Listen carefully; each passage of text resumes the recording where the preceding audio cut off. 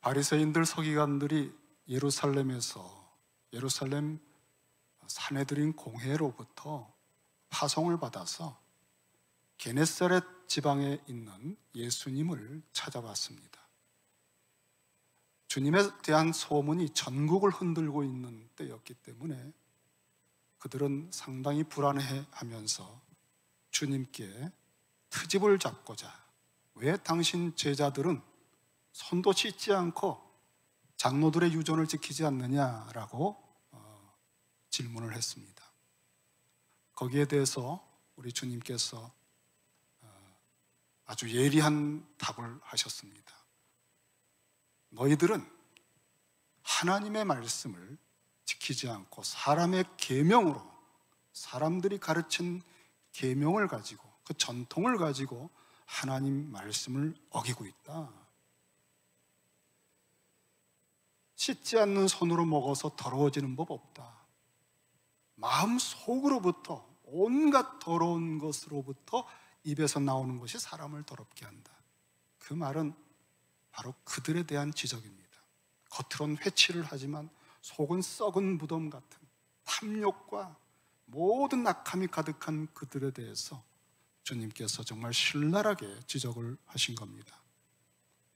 예루살렘 당시의 모습이라고 하는 것은 하나님의 임재에 대한 참된 예배는 사라지고, 말씀에 대한 진정한 순종도 사라지고, 장로들의 유전, 그 유전을 전 국민에게 가르치면서 무거운 짐, 수고로운 짐들을 가지고 율법주의로 전락시켜버린 그 원형이 예루살렘에 있는 지도자들입니다.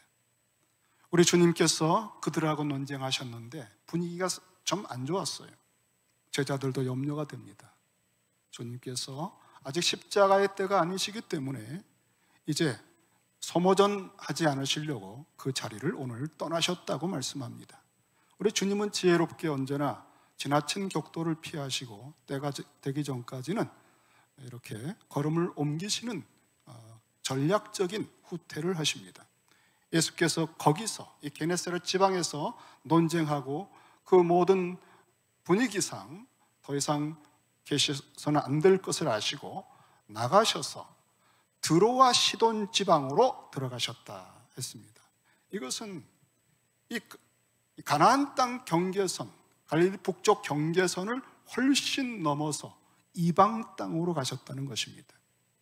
이 북쪽 경계선부터 한 50km 이상, 그렇게 거의 50에서 80km 이상 북쪽으로 가면 헬라 지역입니다.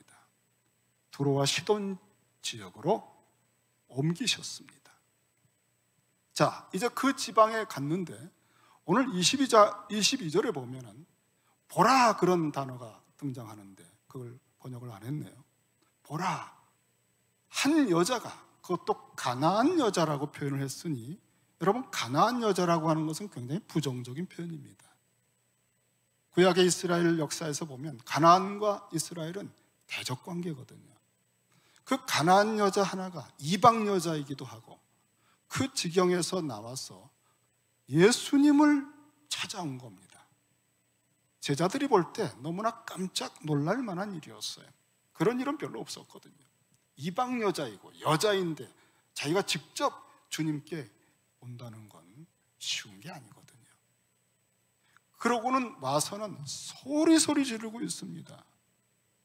미알려형으로 보니까 계속해서 소리치고 있는 거예요. 주 다윗의 자손이여라고 부릅니다. 그러니까 예수님에 대해서 뭔가 알고는 있는 여자죠. 그리고 그가 뭘 구하고 있는가, 왜 그렇게 절박한가 했더니 나를 불쌍히 여기소서 하면서 내 딸이 흉악하게 귀신이 들렸습니다. 여기 흉악하다는 건 아주 질병으로 고통을 당한다는 뜻인데, 아무래도 그 귀신이 들어가지고 심각한 질병을 준 것 같아요. 그러니까 어미로서 그 딸을 보는데 차마 눈 뜨고 볼 수가 없는 거예요. 하루 이틀도 아니고 그 고통과 그 이상한 형상과 그 모든 게 집안에 있으니 어미의 마음이 찢어질 것 같고 회복과 치료를 위해 구했으나 방법이 없습니다. 그 배후에는 악한 사단의 세력이 있기 때문에 사단의 세력은 예수 그리스도의 권세 아니고는 떠나가질 않아요, 귀신들이. 그러니 이 여인이 자기 지역에서 아무리 우상적인 어떤 방법을 써도 안 되고 너무나 가슴이 아픈데 이스라엘에서 들려오는 소문 중에 놀라운 소문을 들었습니다. 지금 이스라엘 지역에 예수라고 하는 분이, 다윗의 자손이라고 하는 분이 다니고 있는데 그가 천국을 선포하고 병든 자를 다 고치고, 주님이 병을 고칠 땐 실패가 없거든요, 여러분. 오늘날에 무슨 은사 받은 그런 사람들 같은 게 아니거든요. 그리고 종종 이방인들에게도 치유를 해주고, 그리고 귀신 들린 자를 깨끗하게 하시더라. 아마 그 말이 가슴에 박혔을 거예요. 그 예수, 다윗의 자손, 그 주님과 같은 분을 만나야 되겠는데 이방 지역에 부정하다고 여겨서 상대를 안 해주는 이 여인을, 그 딸을 놓고 또 데려올 수도 쉽지 않겠죠. 그리고 주님이 또 자꾸 이동하시니까. 그러니 마음엔 사모가 되고 예수를 만나면 좋겠는데 하던 차에 놀라운 일이죠, 여러분. 어떻게 예수님이 그 지역으로 오신 겁니다. 저는 주님께서 이렇게 이동하실 때 어떤 의미가 있다고 생각해요. 주님은 성령이 충만하시기 때문에 하나님 아버지의 뜻대로 걸음걸음을 옮기셔요. 정확하십니다. 갑자기 가버나움에 계시다가 부지런히 나인성 쪽으로 가십니다. 제자들은 구름기둥 불기둥 쫓듯이 따라가야 됩니다. 오늘 왜 나인성 쪽으로 가죠? 글쎄 모르지, 무슨 일이 있나 보지. 그러면 그 성에 딱 도착할 때쯤에 나인성 과부가 통곡하면서 장례 행렬을 따라 나옵니다.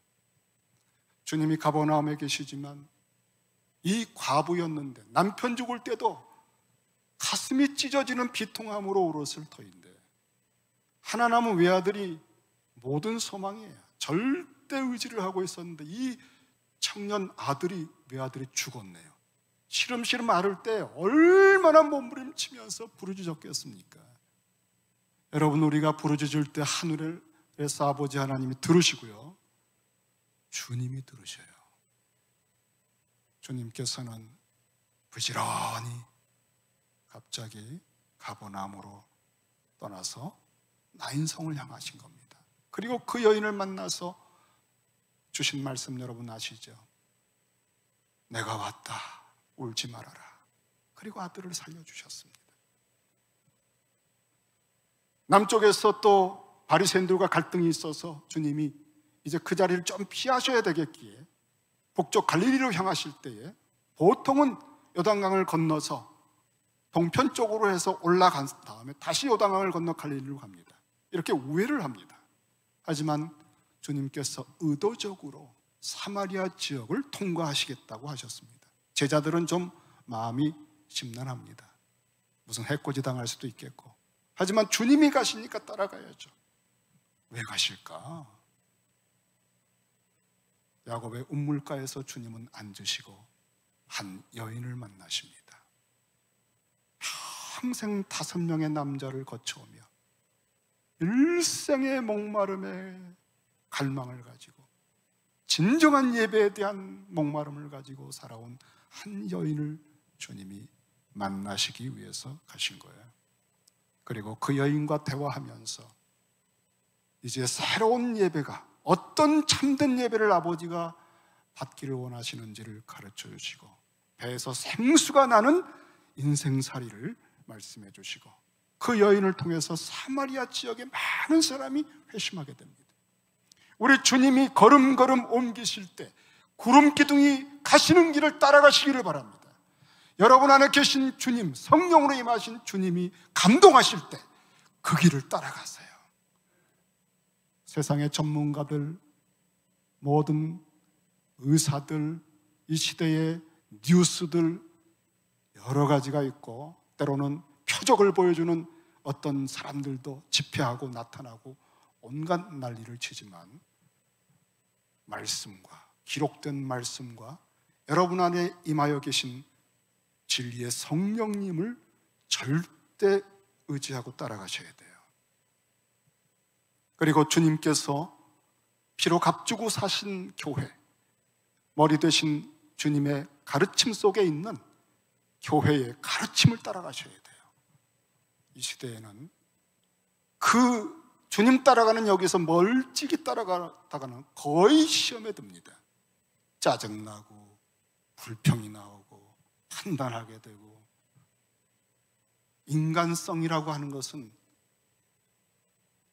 별 볼 일 없잖아요. 여러분 자신을 아시고 우리가 서로를 알지 않습니까? 우리는 성령의 감동을 조금만 빗나가면 아주 인간적이 됩니다. 그때부터 모든 게 혼란스러워지지 않습니까? 주님의 성령으로 충만하신, 아버지의 영으로 충만하신 유일한 분이 지금 거닐고 계신데, 바로 이 부르짖는 여인, 예수를 만날 수 없지만 이 처절하게 몸부림치는 자기 귀신 들린 딸 고통을 보면서 목을 놓아 부르짖고 애타고 찾고, 그런데 바로 그 예수께서 어떻게 이 지역을 오셨느냐 말이죠.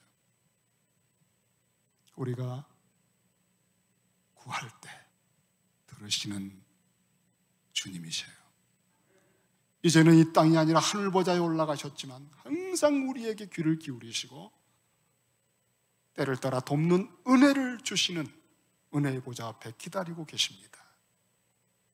이 가나안 여자가 소리소리 지르면서 주 다윗의 자손이여, 나를 불쌍히 여겨달라고, 내 딸을 고쳐달라고 하고 있는데 23절에 보니까 예수는 한 말씀도 대답하지 아니하셨다. 어떻습니까, 여러분? 주님께서 이 지역에 갔을 때는 성령의 인도를 따라 아버지의 뜻이 있어서 가신 게 분명한데, 이 여인 하나 만나시려고 하신 것 같은데, 이 여인과의 만남을 통해 이방인 하나가 회복되고 나서 그 다음 사건은 이방인 4,000명을 먹이는 사건으로 확대가 됩니다. 굉장히 중요한 사건이에요. 오늘 본문이 그 전환점이에요. 그런데 한 말씀도 대답을 안 하세요. 의도적인 뭐가 있는 것 같아요. 주님의 응답이 없으니까 이 여인은 더 소리를 지릅니다. 계속 따라옵니다. 그러니까 제자들이 못 견디겠는 거예요. 그래서 제자들이 와서 청하여 말하되, 몇 번을 주님께 부탁했다는 표현입니다. 미완료형이면 제자들도 지금 견디기가 어려운 거예요. 주님, 그 여자가 우리 뒤에서 소리를 지르오니 그를 어떻게 좀 보내실 수 없겠습니까? 어떻게 좀 꾸짖어 보내시든 좀 그래야 될 것 같습니다. 우리가 아무리 얘기해도 듣지 않습니다. 막무가내입니다. 주님, 어떻게 좀, 주님만 찾고 있습니다. 어떻게 좀 해보십시오. 그랬더니 이번에 주님께서 또 어떻게 반응하셨는가? 24절입니다. 예수께서 이렇게 요청하는 제자들에게 대답하여 이르시되, 나는 이스라엘 집에 잃어버린 양 외에는 다른 데로 보내심을 받지 아니하였다 그러셨어요. 와, 참 냉정하시죠? 이 말이 뭐죠? 저 이방 여자, 저 가나안 여자 나하고 상관없다. 내가 보냄받은 목적과 사명은 이스라엘의 잃어버린 자들에게 난 보냄받은 것이다. 지금 바짝 따라오고 있는 이 여인이 들으라고 한 얘기입니다, 여러분. 제자들이 듣는 건 둘째고요, 지금 이 소리 지르며 따라오고 있는 이 여자에게 침묵하다가 한마디 한 건 딱 거절했다는 말씀을 하신 거예요.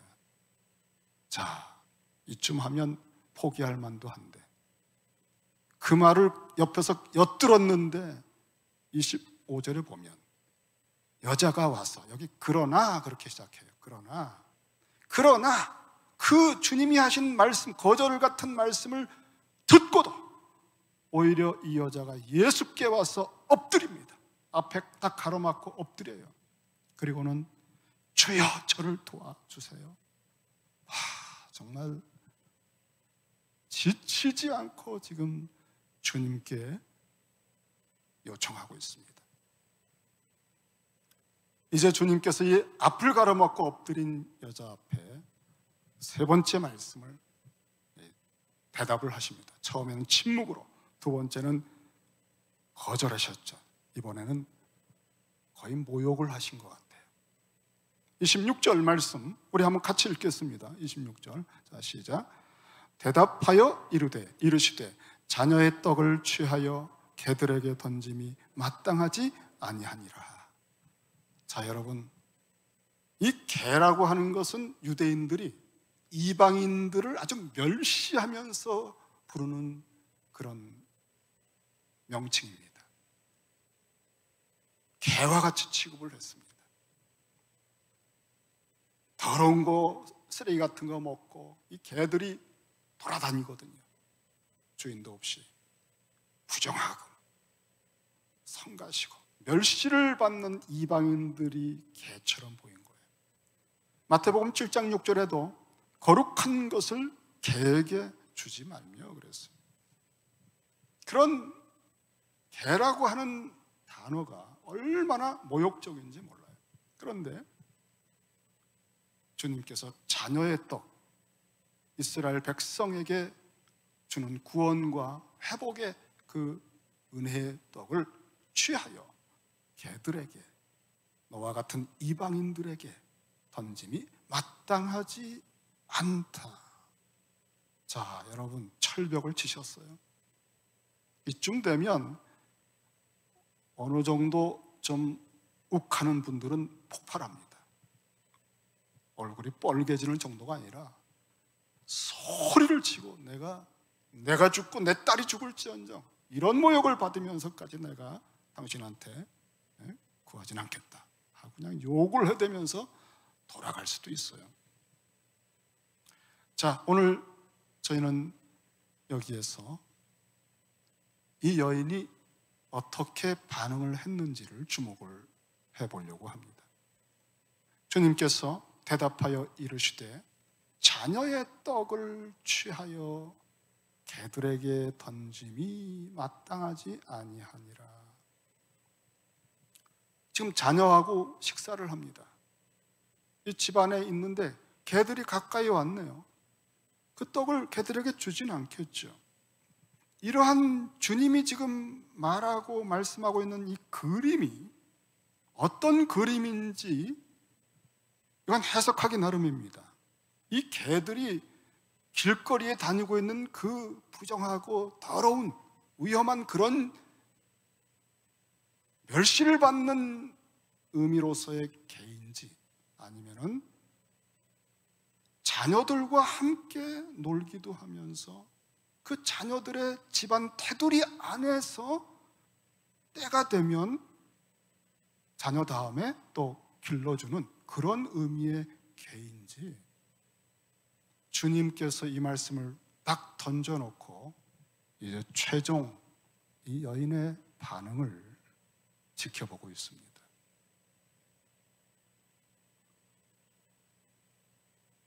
이 절박한 여인이 주님의 말씀, 이 세 번째 철벽을 치듯 모욕을 주는 듯한 거절의 말씀을 딱 듣는 순간에 이 여인 속에 복음이 들려왔습니다. 주님의 말씀 속에서 복음을 들은 거예요. 보통 일반적으로 유대인들이 개라고 말할 때는 아주 멸시하면서 테두리 밖으로 내쳐버린 부정한 존재로 여기는 이방인들 대상으로 취급합니다.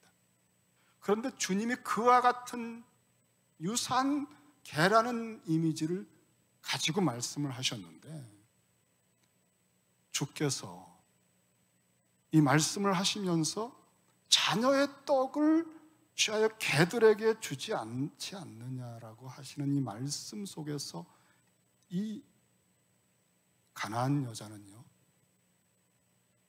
지금 주님께서 이방인인 나를 개로 취급하시는 건 맞는데 나를 완전히 내쳐진 개가 아니라 당신의 긍휼의 테두리 안에 나를 딱 놓아두셨구나. 그리고 내 딸도 거기에 주님이 놓아주셨구나라고 하는 아주 희미한데, 주님이 이방인들도 종종 귀신 들린 거 고쳐주셨고 많은 사람을 불쌍히 여기셨고, 그리고 본래 이스라엘에 대해서 들었던 것처럼 아브라함이 부름받은 것은 모든 이방인들에게 복 주기 위해서 부름받았고, 그러니까 이스라엘이 우선적으로 복을 받고 자녀에게 충만하게 떡을 주는 것은 옳다. 그러나 그 모든 목적은 그 다음에 모든 이방인들에게 복을 주기 위함이다. 내가 들은 하나님은 그런 하나님이었다. 그리고 바로 이 예수는 그 하나님의 아들로 오신 분이다. 이 여인이 주님의 말씀의 뉘앙스 속에서 믿음이라고 하는, 지금 믿음에 대해서 칭찬을 받았는데 하나님은 어떤 분이시고 하나님의 예수를 통해서 어떻게 구원사를 이끌어 오셨는가 하는 거기에 대한 것을 딱 확신을 가지고 그 다음 마지막 주님께 말씀을 드렸어요. 27절도 그러나 그렇게 시작합니다. 주님이 거절하신 듯 자녀의 떡을 취하여 개들에게 주지 않는다라고 할 때에 그러나 이렇게 시작합니다. 여자가 이르되 그러나 주여. 옳습니다. 아브라함으로부터 제가 듣기로는 이스라엘 백성들이 가진 우선권이 있다는 거 제가 인정합니다. 그렇지만 주님이 말씀한 의미대로의 이방인들, 개와 같은 이방인들도 자기 주인의 상에서 떨어지는 부스러기를 먹지 않습니까? 다시 말하면 이 여인은요, 주님께서 자신을 내치지 않았다는 것을 알게 된 거예요. 주님의 말씀을 듣는 중에 주님이 암시한 것을 꿰찬 거예요. 주님의 말씀 속에서 딸아, 너는 내 테두리 안에 들어와 있다. 내가 버림받은 목적상 이 길 잃어버린 목자 없는 양처럼 고생하며 하나님을 대적하며 방황하는 이 하나님의 백성을 내가 먼저 구원해야만 하는 특별한 목적을 가지고 내가 왔다. 그래서 나의 모든 걸 쏟아서 저들에게 전심으로 은혜와 구원을 베푼다. 그러나 그들이 회복되고 나면 예루살렘에서 온 유대와 사마리아와 땅끝까지 이르러 이 떡을 모든 이방인들에게 배불리 먹여줄 것이다. 내가 지금 부르짖고 있는 기도를 내가 들었고 내가 와서 나에게 말하는 그 모든 것 속에 나는 참된 너의 마음을 알고 싶었다. 이제 내가 복음을 말할 터인데 심령이 가난한 네가 드러낼 수 있을까 기대해 본다. 그러고서 주님께서 자녀의 떡을 취하여 개들에게 주진 않지 않느냐라고 말씀한 거예요. 이때 이 여인은 알았습니다. 하나님의 가슴에 있는 긍휼과 주님의 마음의 자비로움이 자기를 당신 품에 품었다는 걸 알았어요. 그래서 마지막 확신을 가지고 말씀드린 거예요.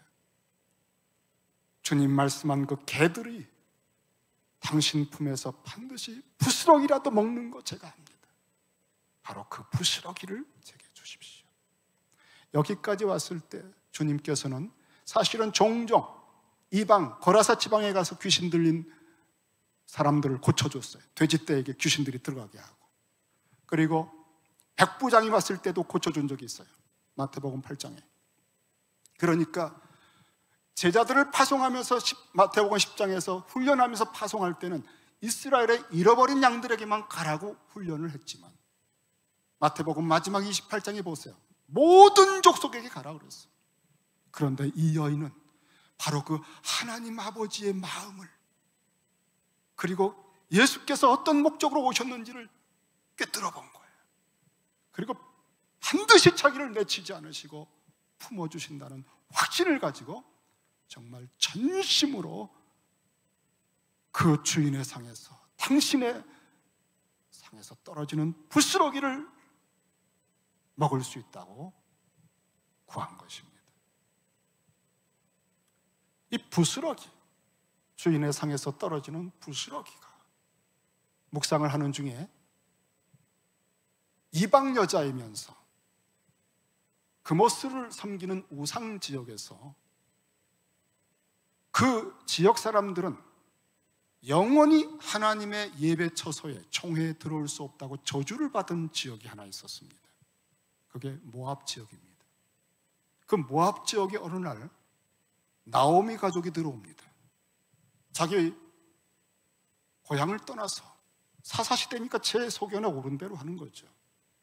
기업의 땅을 위해서 그 오랜 세월 40년 훈련하고 여호수아가 정복해서 주신, 아브라함 때부터 그 오랜 세월의 약속이 성취되어 주신 기업의 땅을 별것 안양 떠나버린 그 결과는 남편 아들 다 죽고 10년 세월에 바짝 늙은 과부로 전락한 나오미. 그런데 이 나오미가 다시 마음이 돌아오면서 하나님 얘기를 자꾸 했던 것 같아요. 그 하나님을 들으면서 룻이라고 하는 여인이 내 평생 이제 본토 친척 아비 집을 떠나서 여호와의 날개 아래 남은 생애를 살고 싶다는 간절한 마음을 가집니다. 그때 나오미가 고향으로 돌아가려고 할 때 따라 나섭니다.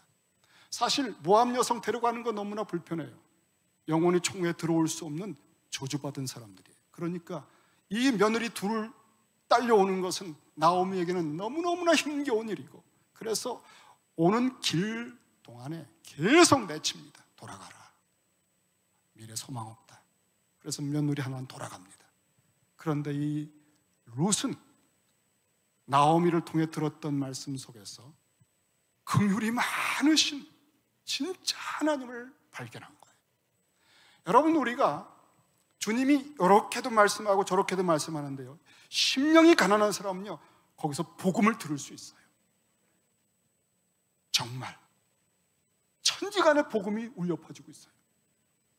정말 간절히 찾고 있고 부르짖는 사람은 어떤 방법을 통해서라도 복음을 발견하게 하고 들려주십니다. 영원히 저주받아 하나님의 예배 처소에, 하나님의 기업의 땅에 들어갈 수 없는 그 무서운 철벽을 알면서도 룻은 어머니를 따라 들어옵니다. 그리고 내치는 어머니에게 단호하게 말했어요. 어머니, 하나님이 제 하나님입니다. 어머니 죽으시는 곳에 저 죽을 겁니다. 다시는 돌아가라고 하지 마세요. 그러고 이 어머니를 붙들고 베들레헴에 들어옵니다. 먹을 게 없어요. 기업이 없고요, 추수할 것도 없고 쫄쫄 굶을 때 이 룻은 자비로우신 하나님의 말씀 하나를 기억합니다. 추수할 때 아무것도 먹을 게 없는 과부와 고아들, 그리고 이방인들이 먹을 수 있도록 추수할 때 떨어진 이삭, 실수로 떨어뜨린 이삭 거두지 말아라. 포도 딸 때도 이파리 들치면서까지 다 따지 말고 그냥 지나가라. 그것은 이방인들이 먹고 고아와 가부들이 먹을 것이다. 이 자비로우신 하나님, 그 떨어진 이삭,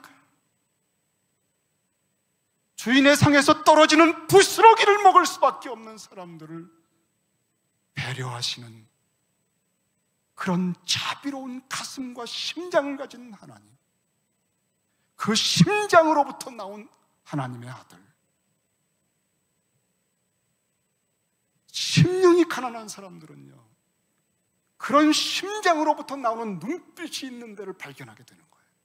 어머니, 누구든지 이 하나님의 말씀대로 살아가는 눈빛을 가진 사람이 있는, 은혜로운 눈빛이 있는 그 밭을 발견하면 제가 거기서 이삭을 줍고 오겠습니다. 그래, 가거라. 그래서 그가 들어선 곳이 보아스의 밭이었어요. 보아스의 밭에서 떨어뜨려진, 그 상에서 실수로 떨어진 부스러기를 주우면서, 그 부스러기를 먹으면서 그는 하나님의 자비로운 날개 속에 거하는 삶을 경험을 합니다. 헤세드, 진정한 사랑과 자비로움.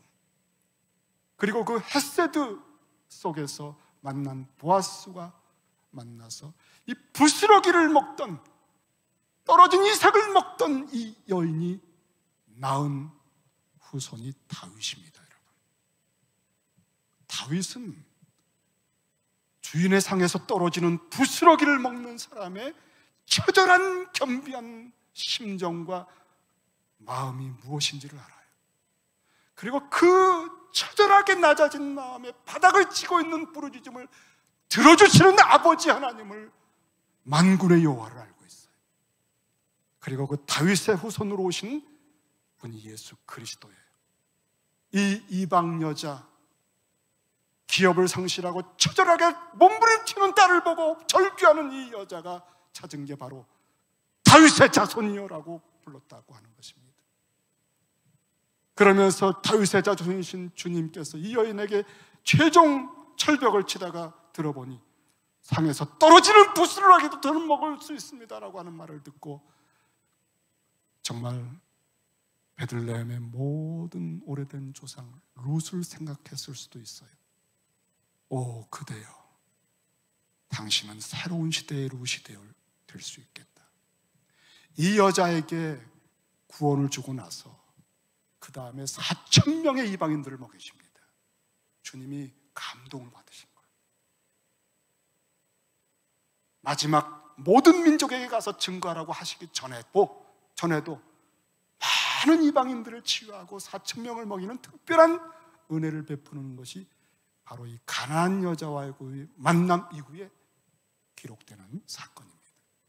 이 여인은 주님의 가슴에, 베들레헴의 기업 회복의 심장을 가졌던 룻의 마음을 상기시켜 준 것 같아요. 그래서 이 부스러기를 먹나이다, 주인의 상에서 떨어지는 이 고백을 듣고 주님께서 28절에 이에 예수께서 대답하여 이르시되 여자여, 여기 감탄사가 있어요.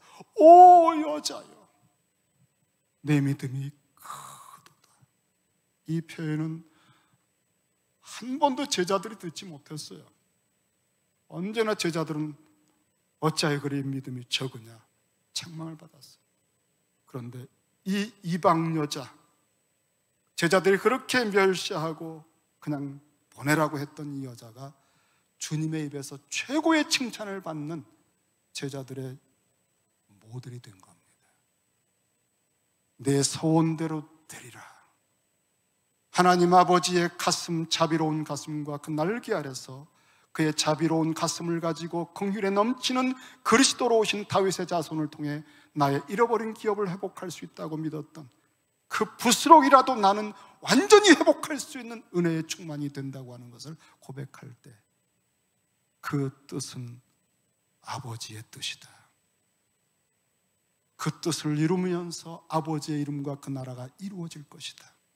너의 기도는 내가 늘 드리는 주기도문이다. 내 소원대로 될지어다.